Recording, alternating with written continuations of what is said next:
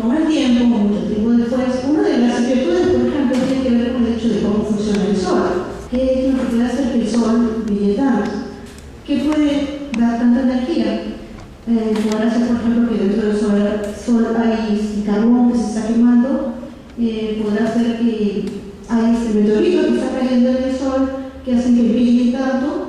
Las diferentes hipótesis se van descartando una por una cuando uno se da cuenta que el Sol está brillando día tras día, año tras año, siglo tras siglo, y así podríamos estimar que la vida del Sol tiene millones y bueno, ahora sabemos que son miles de millones de años. Nada de lo conocido hasta entonces podría aplicar tanta energía.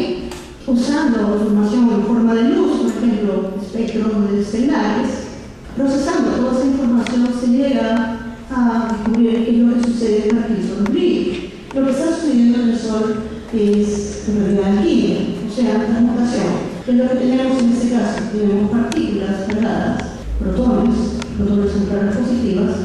Dentro del Sol hay muchos protones, y esos protones, como están dentro del Sol, se mueven muy rápido.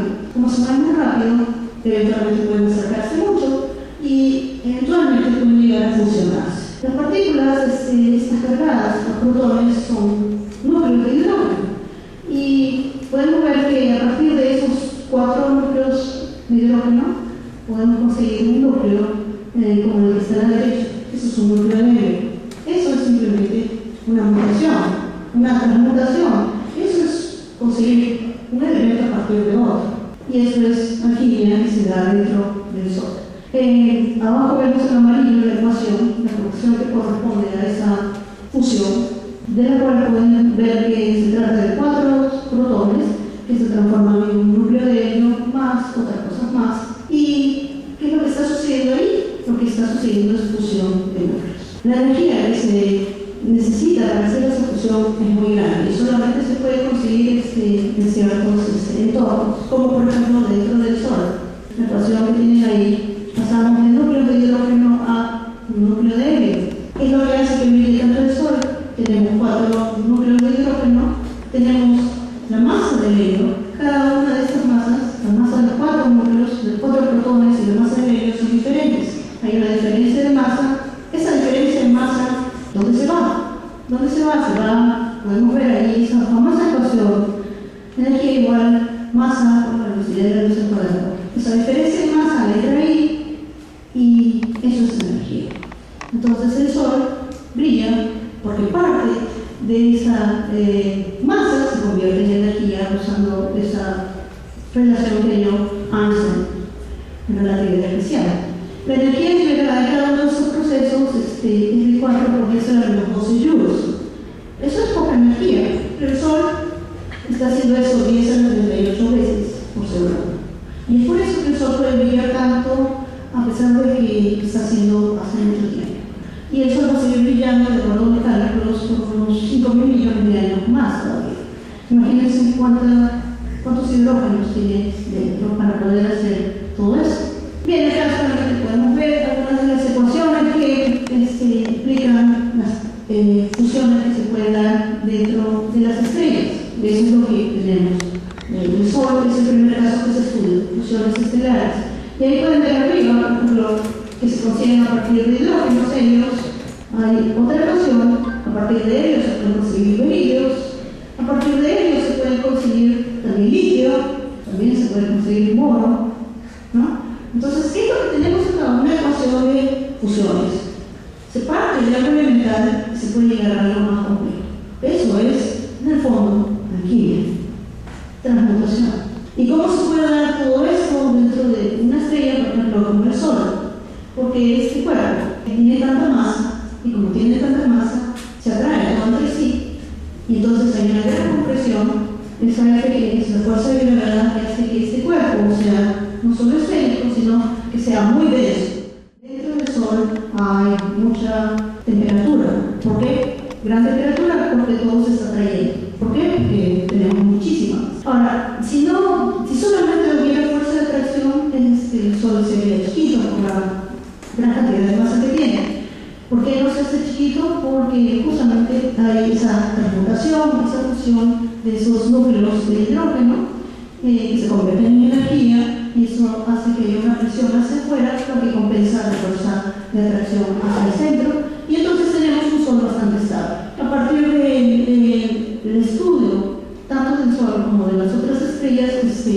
se ha podido entender que la nucleosíntesis que se da dentro de las estrellas y en otros casos la nucleosíntesis que se puede dar en otros procesos estelares da cuenta de todos los elementos que existen en la naturaleza. Y bueno, a eso se llega a partir del estudio de una gran cantidad de estrellas y a partir de la formación de de diferentes clases de estrellas para ver cómo se comportan, ¿no?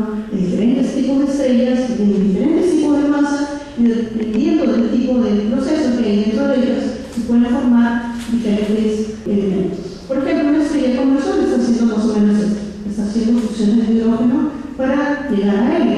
Pero bueno, la estrella no puede hacer eso siempre porque en algún momento se le acaba el hidrógeno, así que en algún momento la estrella empieza a pasar por otro proceso, empieza a hacerse más vieja y cambia de tipo de fusión. Y bueno, la estrella se puede convertir en una estrella gigante, hay estrellas rojizas y gigantes. Eso es lo que le va a pasar, por ejemplo, al Sol en algún momento de su vida. Y en este caso, es lo que teníamos al inicio, una estrella como el Sol, en donde hay fusiones de hidrógenos. Cuando se le acaban los hidrógenos, ¿qué va a quedar en el centro? Solamente lo que pudo fusionar, y eso es helio. ¿Qué pasa en esta etapa? El helio, que es lo que quedó en el centro, como la estrella, el núcleo de la estrella, el corazón de la estrella se vuelve tan denso porque la estrella se calienta mucho y se atrae mucho por la gravedad, se pueden tener fusiones de los helios para conseguir carbono, por ejemplo. Y acá tenemos una gráfica del interior de una estrella gigante roja y en donde podemos ver lo que hay dentro de la estrella, son como capas de cebollas, y en las diferentes cortezas que tenemos acá se encuentran justamente diferentes elementos. O sea, los elementos se van creando dentro de las estrellas. Lo último que se puede lograr es el hierro que tenemos en el centro de esta estrella, ¿no? El corazón de una gigante roja puede llegar a procesar esta hierro. Y si queremos procesar algo más pesado que el hierro, si revisamos la tabla periódica, hay elementos más pesados que el hierro, necesitamos procesos más energéticos. Y acá tenemos, por ejemplo, la abundancia de los diferentes elementos. Lo que más abunda, pueden verlo a la izquierda, es el hidrógeno. Esto está en una escala logarítmica, no es una escala lineal. Lo que menos abunda es lo que tenemos hacia la derecha abajo, lo más. ¿Por qué abunda menos lo más pesado? Porque en ese caso, para lograr elementos más pesados, o núcleos de elementos más pesados, necesitamos juntar protones. Y juntar protones no es fácil porque los protones se repelen. Para poder juntarlos necesitamos que actúe algo que se conoce como fuerza fuerte, y eso solamente va a actuar si las partículas se juntan mucho. Y eso solamente se puede lograr si hay mucha velocidad de partículas. Y entonces necesitamos un entorno donde las partículas se muevan sumamente rápido, o sea, donde haya mucha energía. Bien, entonces podríamos llegar a la conclusión, al menos en esta etapa, de que es el espacio que nos da la piedra filosofal. Podemos conseguir los diferentes elementos a partir de lo que se cocina en las estrellas. Y eso que está en las estrellas, eventualmente sale de las estrellas y llega a lugares como este en el sistema solar. Ahora, piensen un poco, todos estos elementos también están en nosotros. Y estos elementos alguna vez han estado dentro de las estrellas. Mira, acá hay una gráfica en donde podemos ver los diferentes ciclos de formación de elementos que van a depender simplemente del tipo de estrellas, ¿no? Ahora, ¿cómo se pueden lograr elementos más pesados? Se logran cuando se tienen procesos sumamente energéticos.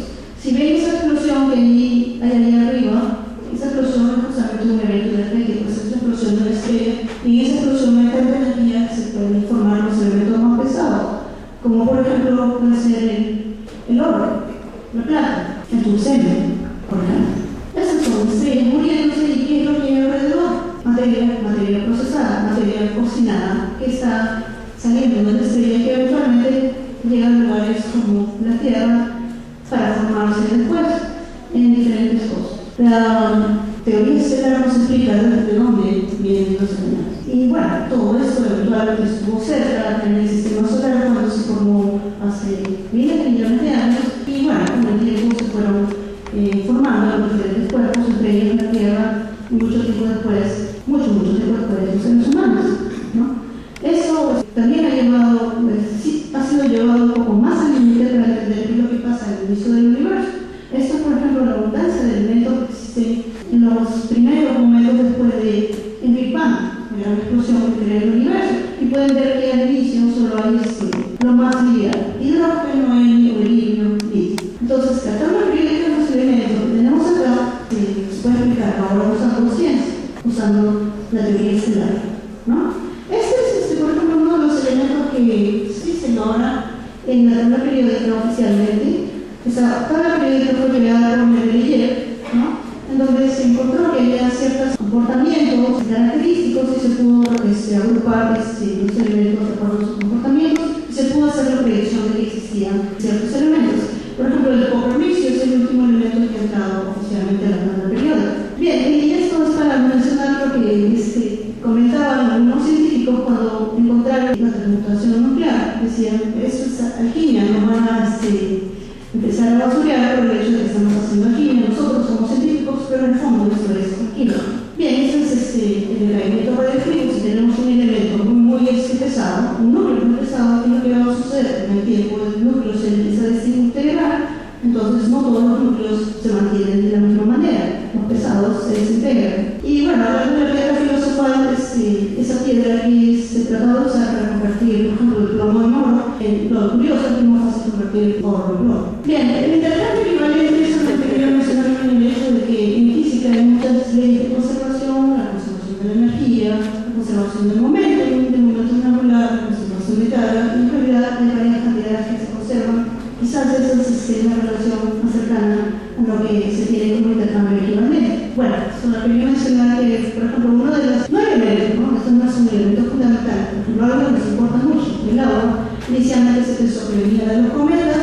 Una de las últimas teorías nos habla de que el agua se hace a partir de radiación ultravioleta que invade nubes alrededor de las estrellas. Por ejemplo, esto es lo que se encuentra alrededor de esta estrella, una gigante roja, está rodeada de agua. ¿Cómo se consigna agua? A partir de luz ultravioleta. Bien, este es el esquema. Tenemos ahí los compuestos que invadieron con luz ultravioleta se han convertido eventualmente en agua. A partir de los diferentes conceptos en física se ha podido tratar de predecir qué es lo que podría suceder en casos de extrema energía. Por ejemplo, se tiene un átomo, en el átomo hay partículas, por ejemplo en el núcleo hay protones, hay neutrones, y estas partículas están hechas de quarks.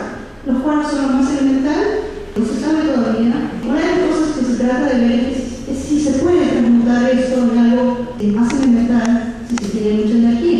Y eso es lo que se trata de hacer cuando se consigue, por ejemplo, algo así como el quinto estado de la materia, que sería lo que podríamos lograr más allá del plasma, si tenemos mucha energía, y se puede conseguir en algo así como un círculo de transmutación gigante que debería ser un acelerador de partículas. El acelerador de partículas, por ejemplo, el más grande que existe ahora, está en el CERN, y en eso no se puede lograr chocar partículas a gran velocidad. Tenemos eso, tenemos gran energía, y se puede, porque este es uno de los túneles donde se hacen chocar partículas, que se puede conseguir qué cosa. Algo así como un estado de material no conocido antes y que se podría conseguir en esos aceleradores, ¿no? Una transmutación máxima, lo más elemental. Y podríamos tratar de conseguir, justamente usando ciencia, algo así como tratar de entender cómo es que nace todo, ¿no? Lo más fundamental. Y tratar de entender cómo ha evolucionado todo esto desde el Big Bang, porque todavía no se sabe qué cosa viene. Y bien, solamente para mencionar un detalle, esto que se trata de conseguir también, tratan de conseguir los alienígenas, la vida eterna. ¿Se puede conseguir esto? Acá tenemos una fotografía de Henrietta Lacks. Henrietta Lacks es una mujer que sufrió cáncer, murió de cáncer, eventualmente algunos científicos llegaron a sacar células cancerosas y lo que pudieron hacer es que esas células se reproduzcan sin parar. O sea, esas células siguen viviendo, se siguen reproduciendo, son eternas. Y esas células han permitido estudiar, por ejemplo, vacunas, estudiar el SIDA, estudiar los efectos de diferentes radiaciones sobre células, etc. Y eso está, por ejemplo, en un libro que se llama La vida inmortal de Henrietta Lacks. Se supone que a partir de estas células que se han reproducido sin parar hasta ahora, es que se ha podido conseguir tanto conocimiento sobre las células.